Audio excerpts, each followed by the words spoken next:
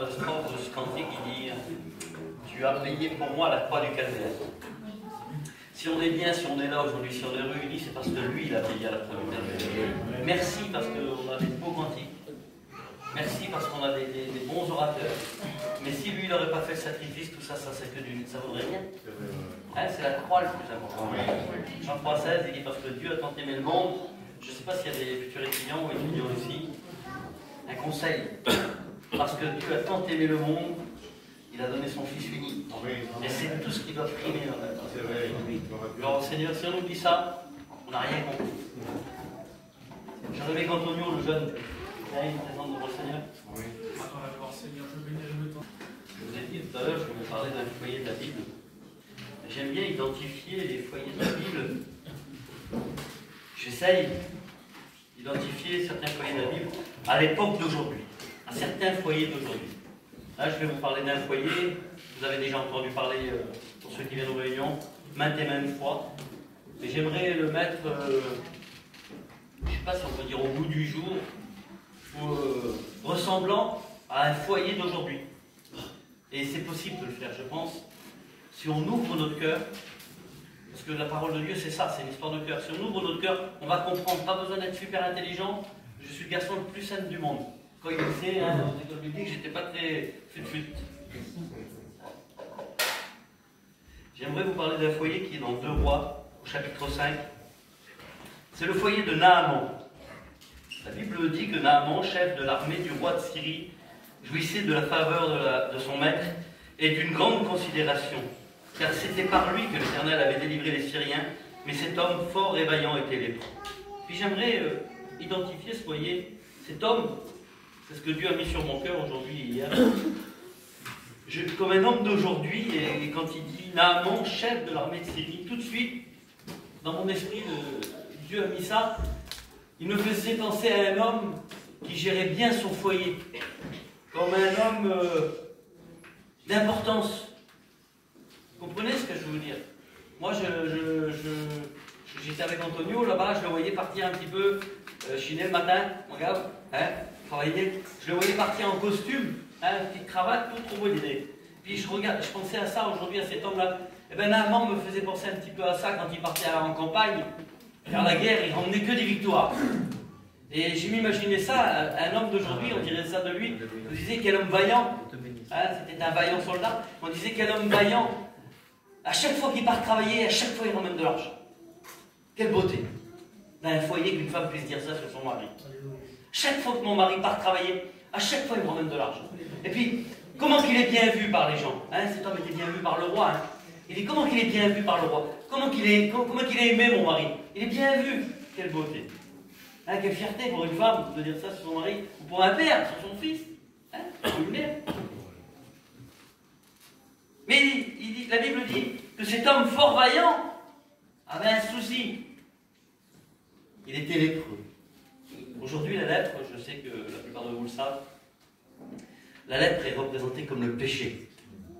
Et moi, j'ai envie de dire aujourd'hui, quelle beauté cet homme qui travaille tous les jours, qui part travailler avec son petit costume, et puis qu'il est bien vu par les gens comme ça, là. Oui, mais il a un problème, cet homme-là. Il vit dans le péché. C'était un problème pour lui. C'était un gros problème qu'il avait là. Parce que cette maladie, la lèpre de l'époque, ça t'emmenait à la mort. Comme aujourd'hui, les chrétiens savent, le péché t'emmène à la mort. Alors pas la mort de ce monde, elle n'est pas grave la mort de ce monde, on y passera tous. Non, mais à la mort éternelle. À la vie loin de Dieu, la vie éternelle loin de Dieu. Mais cet homme fort et vaillant était lépreux. Or, les Syriens étaient sortis par troupes et avaient emmené captive une petite fille du pays d'Israël qui était au service de la femme de Naaman. Et elle dit à sa maîtresse, oh, si mon Seigneur était auprès du prophète qui est à Samarie, le prophète guérirait de sa lèpre. Et puis là, je m'imagine cette petite fille qui parle à sa maîtresse. Ben, la maîtresse, je la vois comme une femme bien, hein, puisque son mari était vaillant, son mari travaillait un petit peu, son mari était riche, on va dire ça comme ça, hein, près du roi. Et puis il me dit, et puis moi je m'imagine cette femme un peu de distinction, là, trop bien habillée, et puis qu'elle savait le problème de son mari. Elle le connaissait, c'était sa femme. Quand il a enlevé sa cuirasse, elle savait que son mari était lépreux. Et aujourd'hui, j'aimerais dire que la femme sait que son mari est pécheur. Elle sait que son mari ne va pas. Et puis, quand je vois cette petite fille venir vers elle, là, je m'imagine une petite chrétienne. Alors, n'importe laquelle d'entre vous, là, aller vers ce petit foyer, là, vers cette petite femme de ce foyer, puis lui dire, ma cousine, ma soeur, ma nièce, ma tante, j'ai une solution pour toi. Cette petite fille, c'était ça. C'était la petite chrétienne qui vient vers sa copine, sa cousine, qui lui dit, j'ai la solution pour vous, moi, pour votre foyer, que ça ne va pas là. Que vous avez des soucis, que vous avez des problèmes. Je l'ai, la solution. Puis je vois cette femme laisser un petit espace dans sa cuirasse de femme de distinction, là, et puis dire, mais dis-moi, c'est quoi alors? C'est quoi la solution? Ben, elle dit, si seulement tu pouvais venir à la réunion, si seulement tu pouvais comprendre la parole de Dieu, le péché dans lequel vous vivez, toi et ton mari, Dieu l'enlèverait comme ça. Et ça me faisait... C'est une histoire il y a 3000 ans, je ne sais pas. Et puis quand Dieu me la mettait au bout du jour, je disais, Seigneur, que c'est bon, comment que c'est vrai. Et puis lui, quand on lit la suite, il a presque compris. Il va vers son maître et puis il lui dit, il allait dire à son maître, la jeune fille du pays d'Israël, la petite chrétienne là-bas, elle m'a dit que si je faisais, elle m'a parlé de telle et telle manière, si je vais à la réunion, peut-être que mon problème peut s'arranger. Et puis son maître le laisse partir. Et puis, quand on continue l'histoire, je la raconte un petit peu quand même, je l'ai lu. On voit que lui, il va avoir un roi d'un autre pays, pays d'Israël, si vous voulez. Puis le roi, il dit, mais qu'est-ce que je pourrais bien faire, moi? Je ne suis pas Dieu. Parce que son problème, là, son péché, là, il n'y a que Dieu qui pouvait l'enlever. Et lui, il ne sait pas. Alors il dit, allez, le prophète va prévenir le roi, il dit, faites-le venir à moi. Faites-le venir à ma maison. On continue l'histoire. J'essaye de me souvenir de ce que Dieu m'a mis dans la tête, mais c'est pas évident. Et pour toi, roi d'Israël, la lettre où il était dit maintenant, cette lettre te sera parvenue, tu sauras que je t'envoie Naaman, mon serviteur, afin que tu le guérisses de sa lèpre. Après avoir lu la lettre, le roi d'Israël déchira ses vêtements et dit, suis-je Dieu pour faire mourir ou pour faire vivre? Pour qu'il s'adresse à moi, afin que je guérisse cet homme de la lèpre. Lorsqu'Élisée, le prophète, homme de Dieu, apprit que le roi d'Israël avait déchiré ses vêtements, il envoya dire au roi, pourquoi as-tu déchiré tes vêtements? Laisse-le venir à moi. Il saura qu'il y a un prophète en Israël. Et ce que je vous dis là, c'est comme si un serviteur savait que vous aviez été voir un autre homme et qui vous dirait à celui qui a la lèpre et qui vit dans le péché, qui est pécheur, pécheresse, et qui dit, mais qui vienne à moi, je suis serviteur de Dieu, je vais lui expliquer moi. C'est bien que la petite chrétienne elle a fait venir à la réunion, c'est bien que tu sois là ce soir, mais écoute le serviteur, écoute les serviteurs ce qu'ils vont dire. C'est la parole de Dieu qu'on prêche, c'est rien d'autre. Et puis je m'imagine, Naaman vint avec ses chevaux et son char, et il s'arrêta à la porte de la maison d'Élisée. Et puis là, je m'imagine, Seigneur Dieu, cet homme de distinction, là, parce que c'était un homme terrible, Naaman. Vous avez bien compris? Quand il a dû arriver devant le petit foyer du serviteur de Dieu, devant sa maison, mais combien l'ont fait? C'est vrai, Seigneur Dieu, moi, le premier peut-être. Il va dire, mais un homme comme moi, qu'est-ce qu'il peut m'apporter à moi? Combien qu'on en a écouté, Seigneur Dieu, je dis comme ça. Combien de fois que j'ai écouté dire qu'est-ce qu'un voyageur peut m'apporter à moi? Et c'est vrai. Et quand je vois Naaman devant la maison du prophète, là, il devait se dire, moi, il vivait dans un palais, Naaman. C'est un homme terrible. Il dit, qu'est-ce qu'il va m'apporter dans sa petite bicoque, celui-là? Qu'est-ce qu'il va m'apporter le pasteur dans ses quatre murs ce soir-là? Ben, c'est sûr que si tu regardes les murs, si tu regardes le pasteur, il ne va pas t'apporter grand-chose. Mais il y en a un qui peut t'apporter quelque chose. On continue un petit peu. Et ça va même plus loin un peu dans la... Pas dans l'humiliation, mais presque. Élisée, il dit, allez lui dire, il dit même pas lui-même, il dit, allez lui dire qu'il aille se laver 7 fois dans le Jourdain là-bas. Alors là, Naaman, quelle colère qu'il est. Mais quelle colère qu'il est. Allez lui dire à cet homme qui est pécheur ce soir, cet homme qui est pécheresse là, que pour être sauvé, il faut qu'elle lève sa main devant tout le monde et qu'elle s'humilie. Quelle honte. Je comprends. Quelle honte devant tout le monde de lever sa main dire, bah, moi je suis pécheur, moi je suis pécheresse.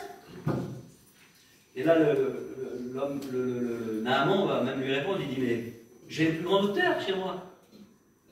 Il dit, j'ai le parpare, le tourteau, je ne sais plus comment il s'appelle, les plus beaux fleuves qu'il peut y avoir là-bas. Il dit, je ne vais pas me tremper dans une mare quand même. Parce que le Jourdain, c'était une mare, à côté des fleuves qu'il avait chez lui. J'ai les plus grands docteurs, moi. J'ai le plus grand spécialiste pour me délivrer de ce que j'ai. Je n'ai pas besoin d'eux. C'est vrai, Seigneur Dieu, que ce n'est pas moi qui vais te délivrer. C'est pas moi qui vais t'enlever tes cachets, c'est pas moi qui vais t'enlever tes soucis, c'est pas moi qui vais t'enlever tes problèmes, c'est pas moi qui vais t'enlever tes disputes avec ta famille. C'est lui. Oui. Le serviteur ne peut rien faire. Alors lui, il se met en colère. Lui, il se met en colère. Il sort de la réunion, là, parce que ça le touche ce que je vais dire ce soir, peut-être. Pour qui se prend, lui? Pour qui se prend, lui, le pasteur, là? L'homme de Dieu, là? Pour qui se prend, ok, Élisée? Il dit, comme si 4 murs allaient pouvoir me sauver. Il s'en va, il est en colère. Et puis là, les petits chrétiens, la sortie le rattrape, là. Ses copains, qui le connaissent, par cœur, ou qui la connaissent, puis ils disent, tu vas pas t'en aller comme ça. Tu vas quand même pas t'en aller comme ça. Amen. T'avais la solution, là, devant toi. T'avais juste à dire oui. Voilà ce qu'ils lui disent à leur chef, à Naaman, là. Et puis Naaman, il fait quelque chose de terrible. C'est humiliant ce qu'il fait. Mais il a compris quelque chose. Comme je voudrais que tu comprennes ce soir. Oui. Il a compris que c'est lui qui avait le problème. C'est toi qui as le problème ce soir. C'est toi qui as besoin du Seigneur. Oui. C'est pas ton cousin, c'est pas ta cousine, c'est pas ton copain. C'est toi qui as le problème. Et Dieu t'offre la solution ce soir. Oui. Tu en as besoin. Tu vas repartir d'ici comme tu es rentré. C'est vrai que c'est humiliant parfois. Mais il en va de ta vie. Pas de ta vie sur cette terre. La vie sur cette terre, elle ne vaut rien. C'est qu'un passage. Une fleur qui naît et qui meurt. C'est ce que c'est notre vie sur cette terre. Regardez, je ne sais pas. Moi, j'ai la cinquantaine cette année. Si on me dirait que j'ai 10 ans, ça serait pareil. Ça a passé comme ça. Elle ne vaut rien, cette vie, sur cette terre. Malgré tous les biens qu'on peut avoir, malgré tout, on n'emportera rien avec nous dans le ciel. Et là, il comprend à un moment, il dit, c'est vrai que c'est moi qui ai le problème. C'est vrai que c'est moi. C'est pas le cousin, c'est pas la cousine. Et c'est quelque chose de magnifique. Il se trompe 7 fois dans le journal. Il lève sa main. Ou elle lève sa main. Elle dit, c'est moi qui a besoin de soi. Il dit, c'est moi qui a besoin. C'est moi qui vis dans le péché. Mais tu vas dire, je ne suis pas un pécheur, je ne suis pas une pécheresse. La Bible nous dit que dès notre naissance, nous sommes pécheurs et pécheresses.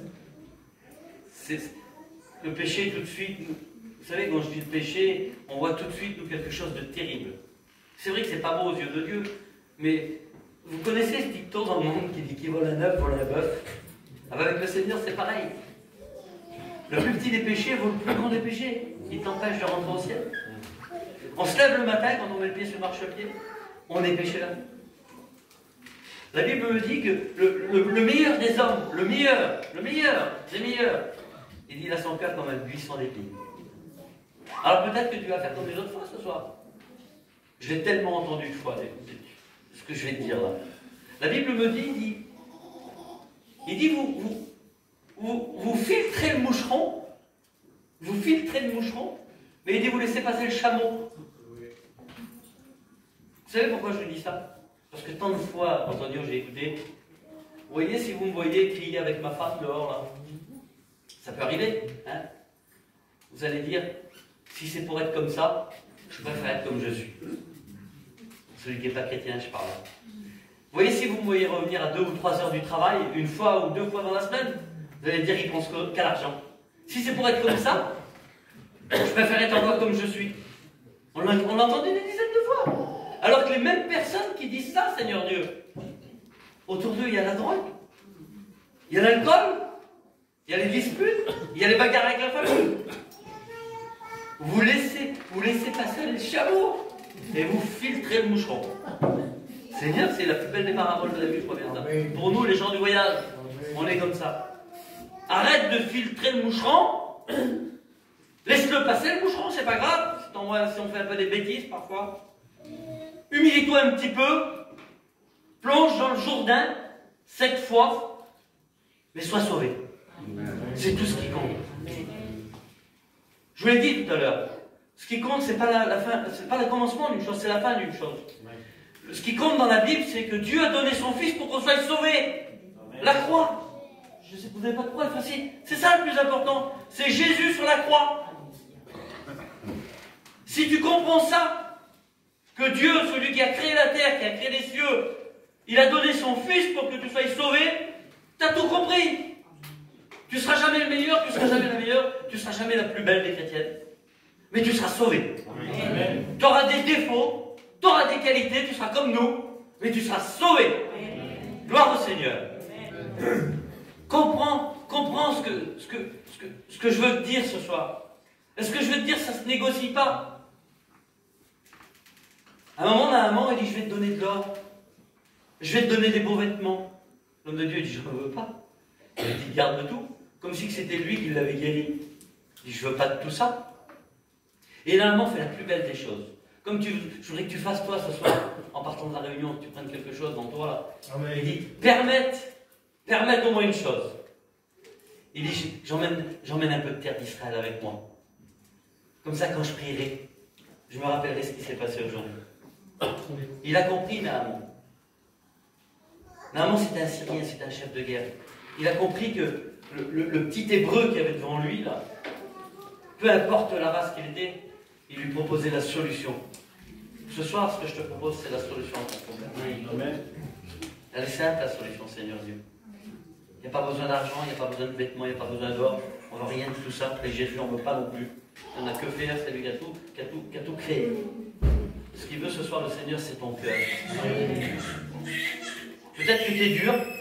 C'est vrai, peut-être que ça fait plusieurs fois que tu viens à la réunion. Peut-être que tu écoutes toujours les mêmes prédications et ils disent toujours pareil.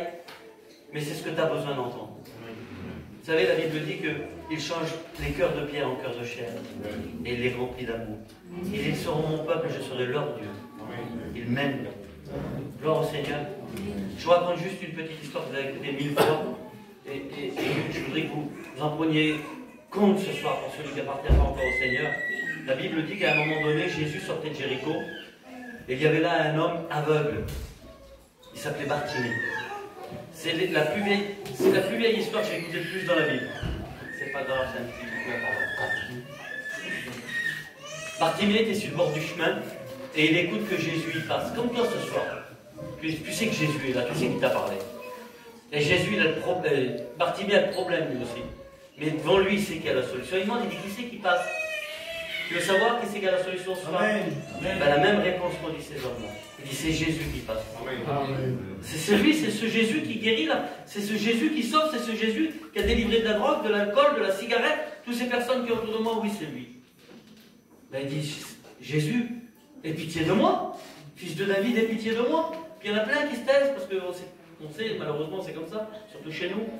On en a trouvé quelque chose de bon, si ça enlève un peu à nos copains un peu d'intérêt, parce qu'on a des bons copains aussi, ben ça ne les intéresse pas. Ça ne les intéresse pas que tu t'approches de Dieu avec. Si c'est des bons copains, ils vont dire viens voir, comme ils disent à le maître te demande.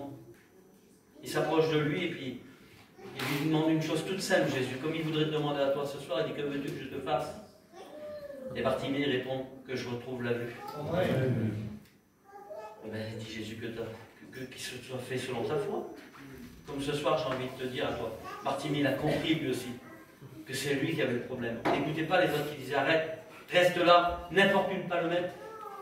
Il a compris que c'est lui qui avait le problème et c'est lui qui en avait besoin de Jésus. Comme toi ce soir.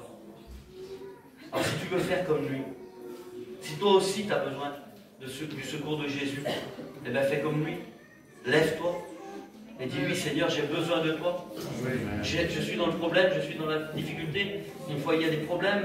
J'ai des problèmes avec ma famille. Je te promets, c'est pas moi, c'est la Bible qui te le promet, que Jésus va tout arranger. Parce qu'il est le Père de toutes choses. En prie, Seigneur.